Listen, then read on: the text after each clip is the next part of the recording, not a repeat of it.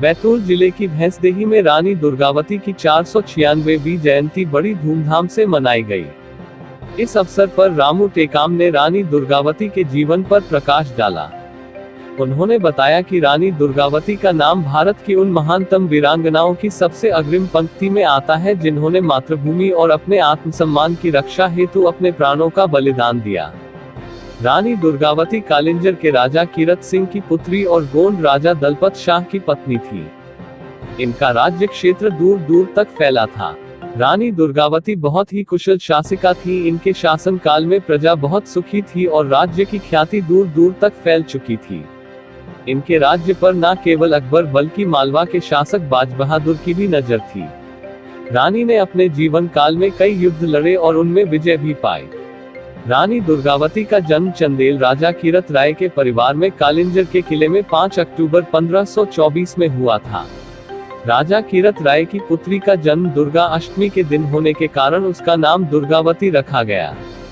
वर्तमान में कालिंजर उत्तर प्रदेश के बांदा जिले में आता है।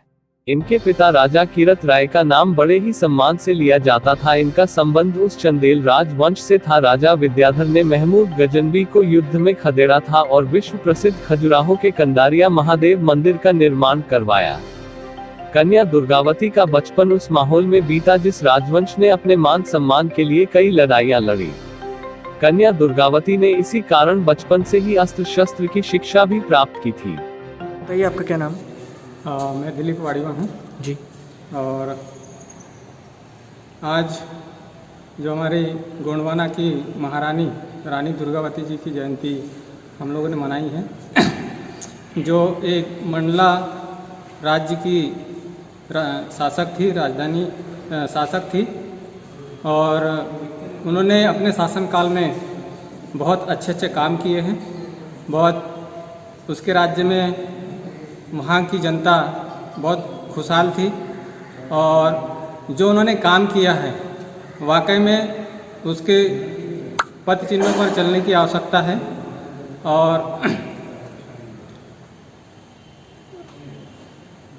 ठीक है, बताइए भैया, आज जो आपने मंगल कार्यालय में कार्यक्रम किया है, इस कार्यक्रम का उद्देश्य क्या है और किसकी आपने जयंती मनाई है? ये गोंडवाना वंश की और गढ़मंडला की ये महारानी है और इनकी 496वीं जयंती हम मना रहे हैं। और रानी दुर्गावती जी एक महिला शासक होने के साथ साथ में एक बहुत ही बहादुर और पूरे देश में इनका एक अलग ही प्रभाव था और नारी शक्ति को एक सम्मान देने का इन्होंने काम किया था। अंग्रेजों से लड़ाई लड़ी देश की आज़ादी के लिए और पूरे भारत देश में हमारे गोंडवाना वंश का एक अलग नाम इन्होंने बढ़ाया है, परचम लहराया है। और आज इनकी जयंती मनाने का हमारा केवल ये मुख्य उद्देश्य है। हम किसी भी महापुरुष की अगर हम जयंती मनाते हैं तो हम उनके पद चिन्हों में चल के उनके आदर्शों को अपना करके हम कैसे समाज का और देश का विकास कर सके और कैसे हम अंतिम पंक्ति के अंतिम व्यक्ति को साथ में लेकर के हम समग्र विकास की ओर आगे बढ़े। आज हमारे साथ में अधिकारी कर्मचारी संगठन के अध्यक्ष आदरणीय हमारे दिलीप वाड़ीवा सर, मध्य प्रदेश आदिवासी विकास परिषद के ब्लॉक अध्यक्ष आदरणीय तुलाराम उइके जी, हमारे जस्सू धुर्वे जी, आहके जी, नंदू उइके जी, सलामे जी और सभी हमारे जितने कार्यकर्ता आदिवासी विकास परिषद और आकाश संगठन के और अन्य सामाजिक संगठन के। हमारा मतलब ये हम भले अलग अलग संगठन में हो लेकिन हम सामाजिक विचारधारा को लेकर के हम राष्ट्र निर्माण की ओर आगे बढ़ना चाहते हैं, रोजगार के लिए, शिक्षा के लिए और इस देश के विकास के लिए। तो इसी के लिए हम आज पुण्यतिथि हमने मनाई है और उसके विचारों को आत्मसात करते हुए हम हमेशा देश के विकास में हम आगे बढ़ने का काम करेंगे समाज के साथ। बताइए आपका नाम? मेरा नाम तुलाराम उइके जी। आदिवासी विकास परिषद ब्लॉक अध्यक्ष मध्य प्रदेश जी। क्या बताना चाहेंगे आप कि आज रानी जी का जयंती मनाया गया है, उसके जीवन पे आज कुछ प्रकाश डाल सकते हैं आप? आज हमारे आदिवासी संगठन के सदस्य मिलकर के जी यहाँ रानी दुर्गावती की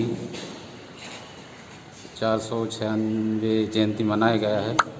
और